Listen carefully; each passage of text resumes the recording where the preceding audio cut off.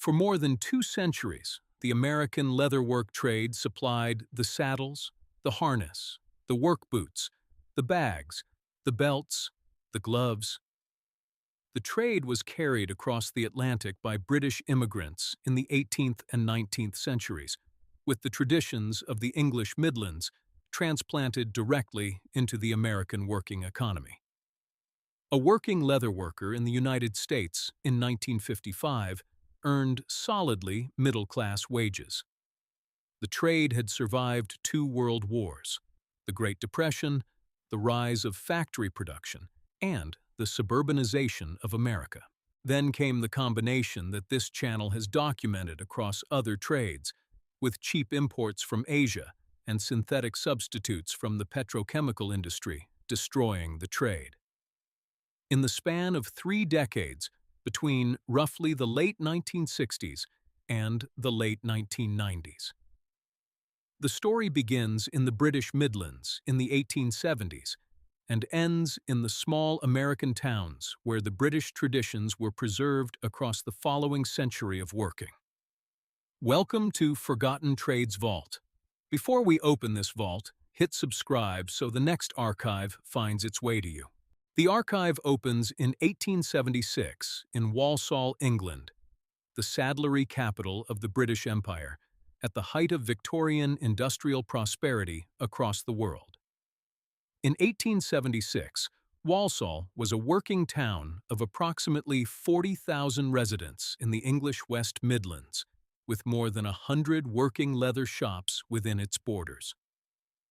The town had been producing saddles, harness, and fine leather goods since the medieval period, with the trade documented in town records dating to the 13th century. By the Victorian era, Walsall had become the saddlery capital of the British Empire, with its leather goods shipped to every corner of the imperial system across multiple continents. British cavalry units in India, in Egypt, in South Africa. The town supported entire neighborhoods of leather workshops, with each shop specializing in a different segment of the trade, from saddle trees to bridle leather to specialty harness fittings. The Walsall trade was organized through a system of master craftsmen, journeymen, and apprentices, with formal 7-year apprenticeships producing fully qualified working leatherworkers each year. A young man entering the trade at 14 could expect to emerge at 21 as a journeyman. The Walsall traditions traveled with British emigration to the United States, with leather craftsmen settling in the American urban centers and rural saddle-making regions across the 19th century. The Walsall apprenticeship system was reproduced in the American shops, with master craftsmen taking on young apprentices for full multi-year terms of room board and training. Many British leatherworkers brought their tools, their patterns, and their finishing recipes with them across the Atlantic, transferring an entire body of working knowledge into American shops. The Walsall stitch, the Walsall finishing techniques, and the Walsall pattern book traditions were preserved in American workshops through the late 19th and early 20th centuries. Many of those craftsmen settled in Newark, New Jersey, in Peabody, Massachusetts, in Cincinnati, Ohio, in St. Louis, Missouri, and in the cattle country of Texas. By 1890, Newark, New Jersey, had become the leather capital of the United States, with more than 300 working leather shops and tanneries operating within the city limits. The Newark Leather District stretched along the Passaic River, with tanneries, finishers, and shops clustered tightly together for efficient material flow across the urban industrial landscape. Peabody, Massachusetts became the leather capital of New England, with more than 100 tanneries operating in a single town across the late 19th and early 20th centuries.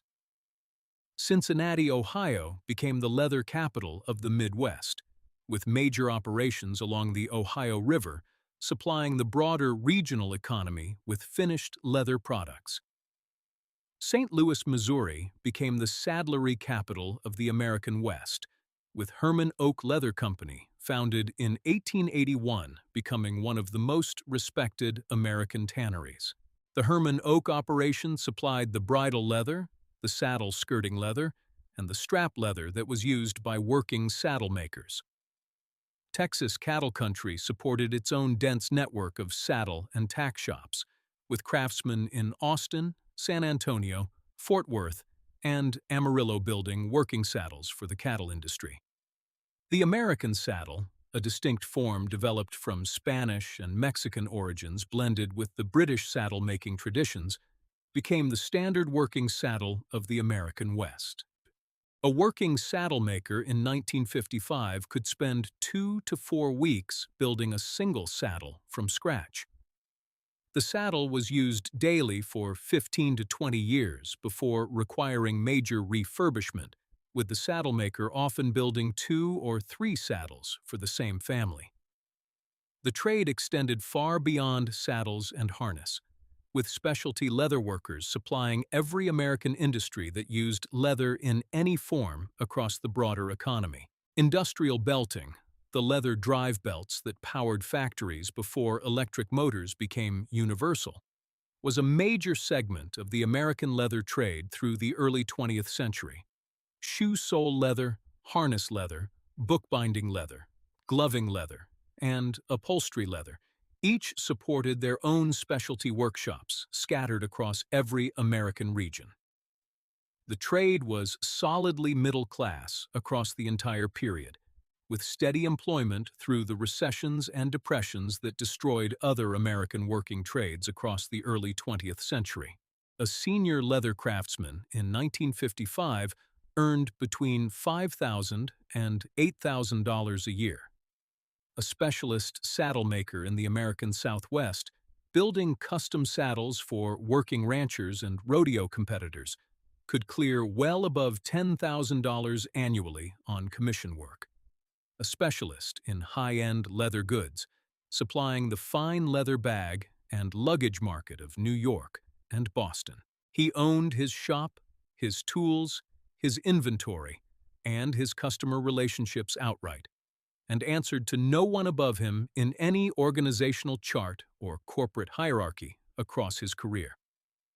The trade had a real training pipeline through this period, with apprenticeship programs operating in every major American leather-producing region from the British tradition forward.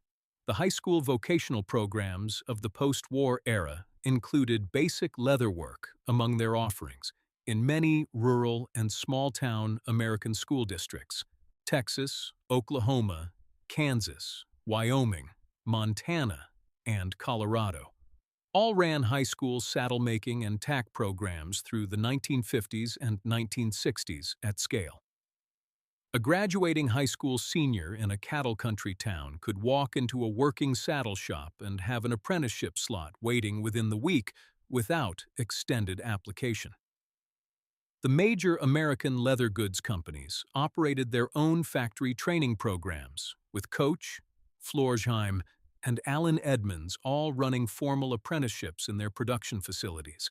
By the federal census of 1950, the United States supported more than 40,000 working leather workers across all specialties. That total did not include the hundreds of thousands of factory workers employed in shoe production, leather garment production, and industrial leather products across the broader American manufacturing economy. American leather production reached its peak in 1947, with the country producing more than 1,500 million square feet of finished leather annually across all grades and applications. The American Leather Chemists Association, founded in 1894, set the technical standards that allowed American tanneries to compete with European producers across the international market. The Tanners Council of America, founded in 1891, represented the industrial interests of the country's major tanning operations across the broader American manufacturing economy. Then came the combination of forces that destroyed the trade, with cheap Asian imports and petrochemical substitutes hitting it from both sides at once. The first force was synthetic substitutes: vinyl, polyurethane, nylon, polyester, and a series of synthetic rubber compounds were marketed across the post-war decades as cheaper, lighter, and more uniform alternatives to traditional leather products. The industrial leather belting that had powered American factories for decades was replaced by synthetic conveyor belts across the 1950s, eliminating one of the largest segments of the trade. Synthetic upholstery materials replaced leather in automotive interiors across the 1960s, with vinyl seats becoming the standard offering across most mid-range American automobiles. Synthetic shoe soles replaced leather soles in mass-market footwear, with rubber, polyurethane, and other materials offering longer wear and lower cost than traditional leather sole construction. Each substitution removed a working segment from the American leather trade, with the working leather shops losing access to entire categories of customers they had served for generations. The second force was imports, beginning in the late 1960s, as cheap finished leather goods from Asia began arriving in American mass-market retail at unprecedented volumes. The imports came first from Japan, then from Taiwan and South Korea, then from China, and eventually from Vietnam and Indonesia across roughly 4 decades of expansion. Each new source produced leather goods at lower cost than the previous generation, undercutting the American leather industry at every price point and consumer category across the country. By the year 2000, more than 90% of the leather belts, leather bags, leather gloves, and leather wallets sold at American mass-market retail were imported. The American leather goods factories that had once supplied the country closed one by one across the 1970s, 80s, and 1990s, without much public discussion or attention. Newark, Peabody, Cincinnati, and the other leather production centers lost their industrial bases across the same period, with the leather districts becoming abandoned warehouse blocks across the next decades. The third force was the cultural redefinition of leather as a luxury rather than a working material, with the trade losing its central economic role. The saddle market shrank as the American working ranch consolidated, with fewer cattle ranches needing custom saddles and fewer working cowboys ordering specialty leather equipment from local craftsmen. The harness market collapsed as the last working horse and mule farms transitioned to mechanical equipment, with the harness shops closing one by one across the rural American landscape. The shoe repair market shrank as imported disposable footwear replaced durable American-made shoes in most American closets, eliminating much of the local shoe leather work. By the federal census of 2000, the United States supported fewer than 7,000 working leather workers across all specialties. By 2020, the count had stabilized at roughly that level, with the surviving shops concentrated in specialty segments that the import and synthetic substitution forces could not reach. Who benefited from the destruction of the American leatherwork trade across the second half of the 20th century period of import expansion and synthetic substitution? The petrochemical industry benefited, with billions of dollars in synthetic material sales from products that had previously been built from natural leather across the broader market. The mass-market retailers benefited, with high-margin sales of imported leather goods that they had stocked in place of the lower-margin domestic leather goods of the previous era. The container shipping industry benefited from the new trans-Pacific trade flows that supplied the American market with finished leather goods from Asian factories at low landed cost. The cost was paid by the small towns and mid-sized cities that lost their local leather shops. The cost was also paid by every American consumer who bought a cheap imported leather belt that cracked within a year. The trade did not die from lack of demand for quality leather goods.